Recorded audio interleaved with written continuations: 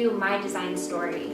I am a graphic designer for an online retail company, and I wanted to just share with you how I got there. I got inspired by watching other YouTubers talk about tips and tricks on how to land the perfect design internship, and I thought it would just be helpful to share my design story and to show you that there is more than one way to becoming a designer. So here we go. I would say my design journey started when I was pretty young. I loved going to Home Depot and looking at colors in the paint section, and I loved interior design basically. I would always paint my room any chance I got. My parents were really lenient with me painting, so I would always change the color of my walls. I would always move my furniture around in the middle of the night, and it would drive my parents crazy because I would always wake them up. But it was just something that I really loved doing, and I still love to do that kind of stuff. So when I was thinking about what to go to college for, I knew I loved design. I was already doing it as a kid, and I figured it would be the perfect direction for me to go in my studies. I went to Arizona State University and I enrolled in the interior design program. This program is very, very strict. They only allow a certain amount of students in past the second year. So the first year is preliminary classes. It kind of gives you a feel of what the program is going to be. I hated it.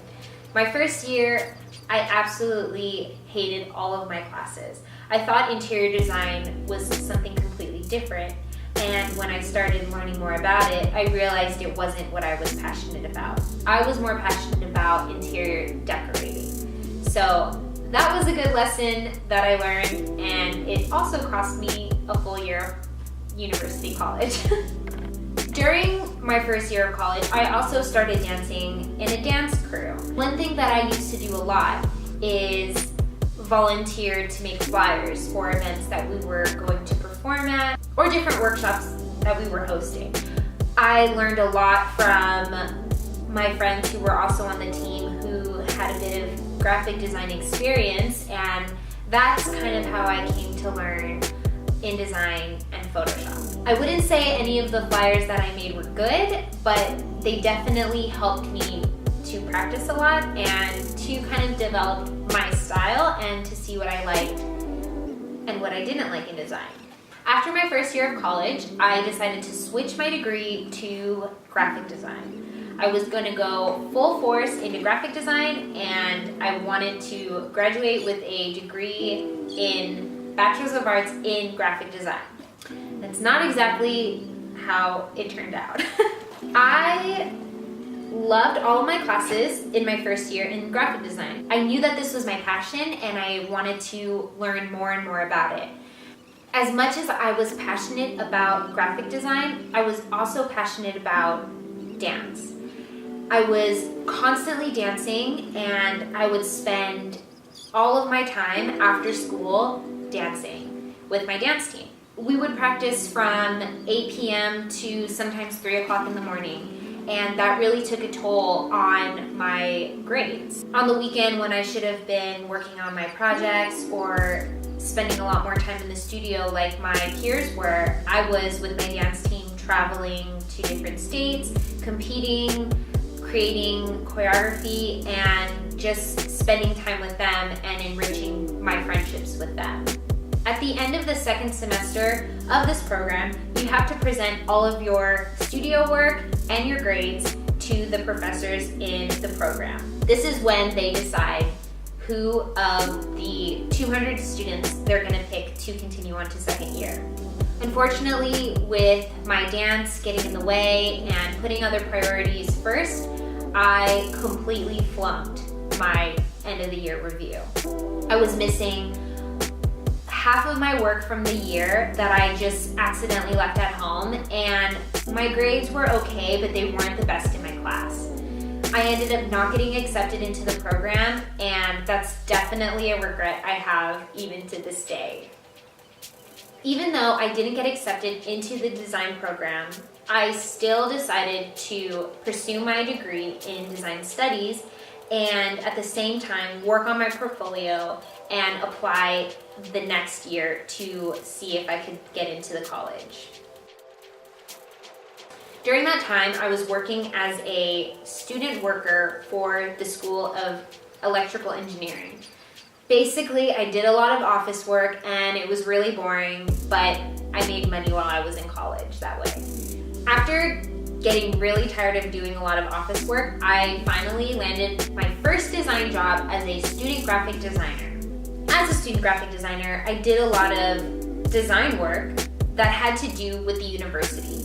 I would help make PowerPoints for different colleges and professors. I did a lot of brochure work, and once a year I did all of the identity for an annual gala, which was really, really fun.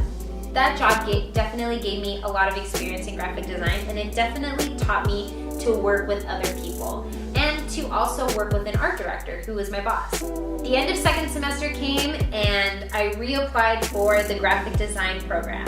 Unfortunately, they always put first year graphic design students as a priority, and there wasn't any more spots for me to be accepted. But I was still determined to be a graphic designer. After 2 years of not getting into the School of Graphic Design, I was pretty devastated. Because I wasn't in the graphic design college, I didn't have a lot of studio work.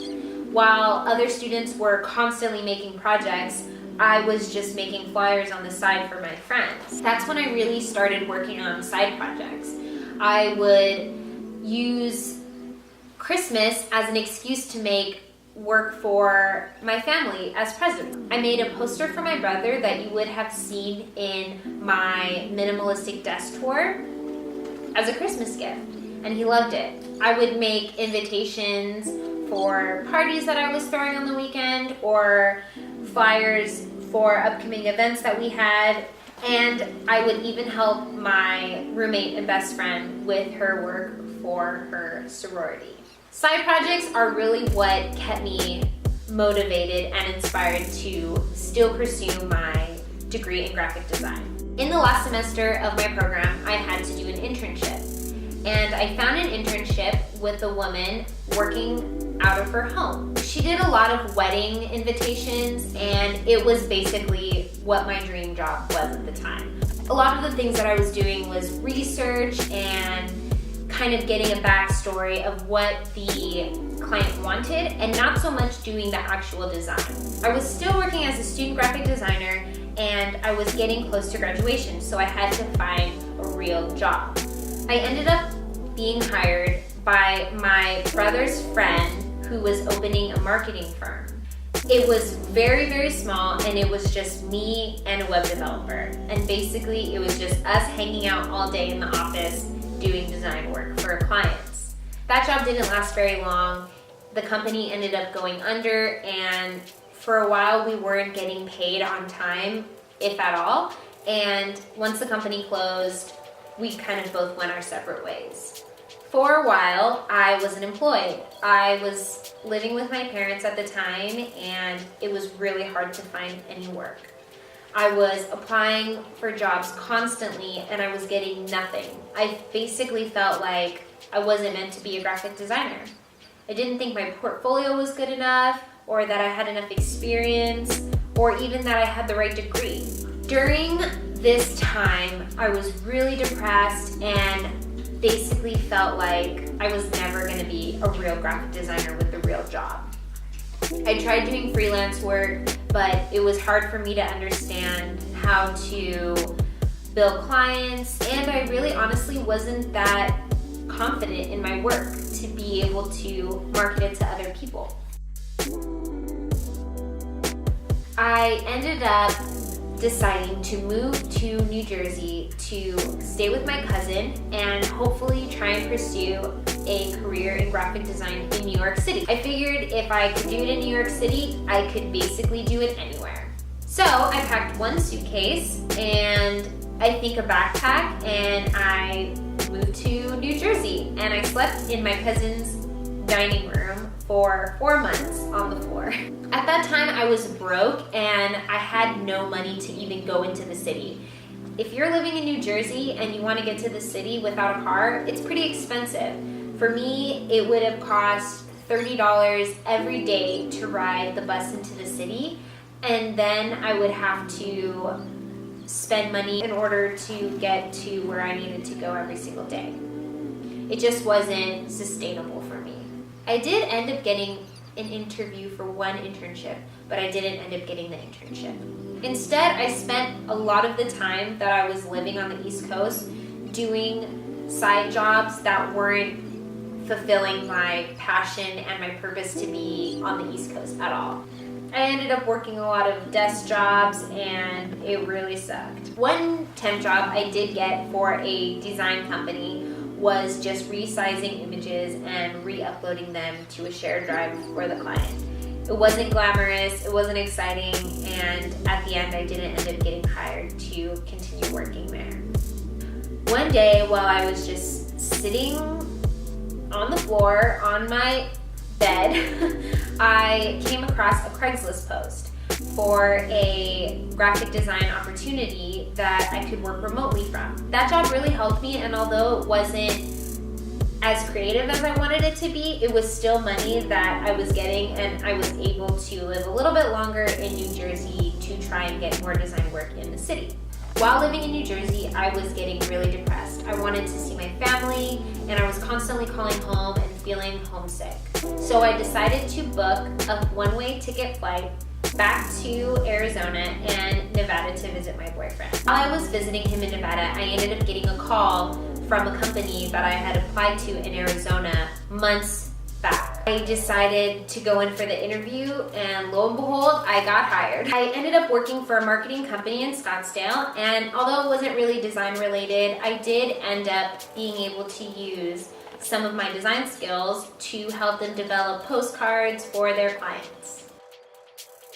I was at the company for about 9 months, and during that time, I was seriously considered moving to Nevada to be closer to my boyfriend, who was living in Las Vegas. While getting ready for me to move there, I came across a marketing position in a company in Las Vegas that I thought would be perfect for me because I was already working in marketing. I ended up applying for the position, and after 3 months of interviews, I actually got hired for a graphic design position.